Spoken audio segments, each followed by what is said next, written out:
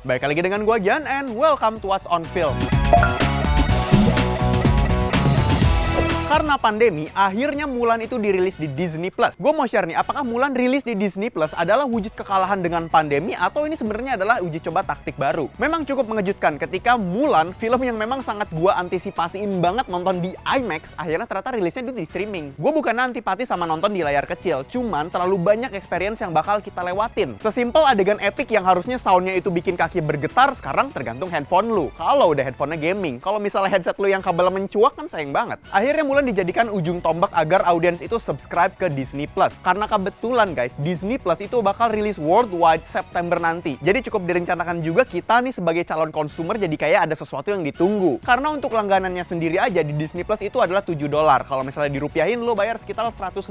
Ya lumayan good deal lah buat babat The Mandalorian mungkin, atau Disney movie yang belum nonton, atau mungkin lengkapin Disney Princess-nya. Tapi guys, ternyata lo itu belum bisa nonton Mulan walaupun udah subscribe. Karena ternyata lo harus bayar lagi khusus buat nonton film Mulan aja adalah $30.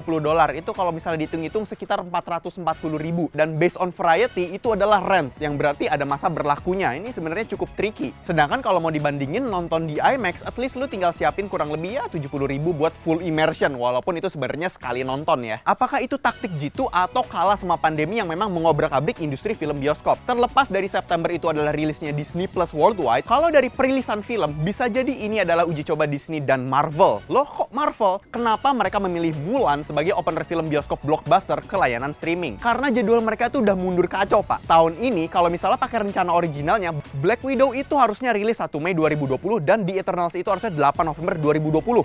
Dua film MCU dalam 2020. Karena kan MCU movie kan of course akan selalu menjadi money making dan viral momennya Disney. Mulan semisalnya ternyata berhasil mendapatkan keuntungan gila-gilaan dengan taktik ini bakal menghasilkan informasi bahwa rilis film blockbuster yang notabene adalah ultinya mereka, film MCU, adalah lampu hijau. Dan Mulan sendiri itu cocok dikeluarkan duluan sebagai ujung tombak. Kenapa? Karena di Disney Plus pun ada Mulan yang versi klasik animatednya, yang berarti audiensnya juga bisa diputar-putar halilintar lagi. Nah, jadi menurut gue pribadi ini adalah win-win situation sembari cek ombak juga kalau begini caranya pandemi main. Ibarat di sana kita dari industri film dan bioskop raksasa itu harus punya cara main baru. Toh kan untungnya mereka juga udah punya platformnya, alias nggak nebeng punya orang. Dan gue juga di sini cukup berspekulasi Disney dan Marvel itu melihat ombak yang bakal mendobrak di saingannya, yaitu DC dengan Snyder Cut yang bakal rilis di layanan streaming HBO. Tapi itu based on melihat keputusan dadakan Disney atas Mulan ya. Tapi memang game tentang spekulasi ini cukup menarik ya. Bicara soal game, lu suka main game nggak? Lu suka main Mobile Legends nggak? Dan lu masih pelajar nggak? Lu harus ikut turnamen Piala Menpora Esports 2020 Axis.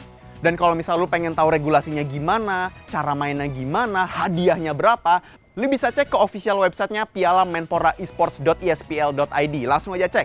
Dan kalau misalnya lu suka sama seputar film dan game, lu bisa cek ke website kita kincer.com. Karena di situ pembahasan soal film dan game, lu bisa langsung aja ke dalam websitenya. Oke, cukup sekian untuk What's on Film kali ini. Sampai jumpa di What's on berikutnya.